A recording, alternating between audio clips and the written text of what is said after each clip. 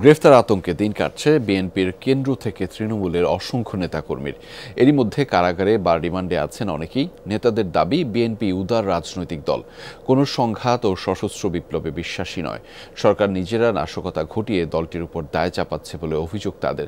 হয়রানি করে ভবিষ্যৎ গণতান্ত্রিক আন্দোলন থেকে দূরে রাখতে এমন কর্মকাণ্ড চলছে বলেও মন্তব্য করেন তারা। সহকর্মী সাইফুদ্দিন রবিন জানাচ্ছেন বিস্তারিত। স্যান্ডেলিনা সো, রূপচর্চায় আভিজাত্য। রাজনীতিতে জড়িত ছিল, এটা হইলেই চলে, আর কিছু লাগে না। আদালত পাড়ায় বিএনপি নেতাকর্মীদের স্বজনের ভিড়। কোটা সংস্কার আন্দোলন ঘিরে গ্রেফতার শুরু হয় 19 জুলাই। সেতু ভবনে আগুন ও বিটিভিতে হামলার মামলায় রিমান্ডের পর কারাগারে পাঠানো হয় বিএনপির বেশ কয়েকজন নেতাকর্মীকে। প্রতিদিন দীর্ঘ হতে থাকা তালিকায় আছেন শীর্ষ নেতা থেকে তৃণমূল কর্মীরা। বিচ্ছিন্ন হয়ে গেছি, আপনারা নিজেরাও জানেন যে সব আমরা বিচ্ছিন্ন আছি। সিনিয়র লিডার্সই আছেন অনেক বেশি। সাম্প্রতিক সহিংসতার পরিপ্রেক্ষিতে সাঁড়াশি অভিযান চালাচ্ছে পুলিশ। এতে আতঙ্কিত নেতাকর্মীদের অনেকেই যোগাযোগ বিচ্ছিন্ন কিংবা আত্মগোপনে।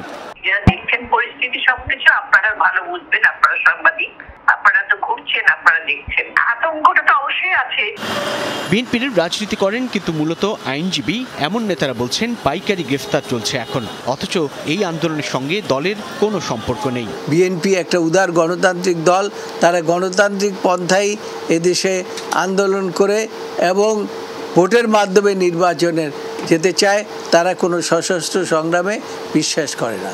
প্রতিদিনে তারা হাজার হাজার লোককে গ্রেপ্তার করতেছে, সাধারণ মানুষও এর মধ্যে গ্রেপ্তার হচ্ছে। দলের টপ লিডারকে অ্যারেস্ট করতেছে, তো সাবেক কারণে হিসাব পাইকারি হোলসেল অ্যারেস্ট হচ্ছে।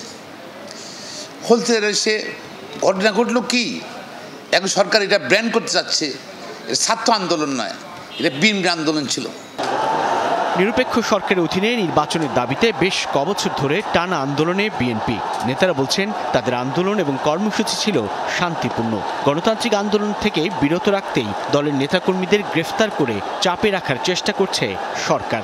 বিএনপি যাতে করে তাদের গণতান্ত্রিক আন্দোলন চালিয়ে যেতে না পারে, সেইটার একটা অংশ হিসাবে তারা এটাকে নিয়েছে এবং তারা নিজেরা এই পরিস্থিতির সৃষ্টি করে বিএনপিকে সম্পৃক্ত করার চেষ্টা করছে।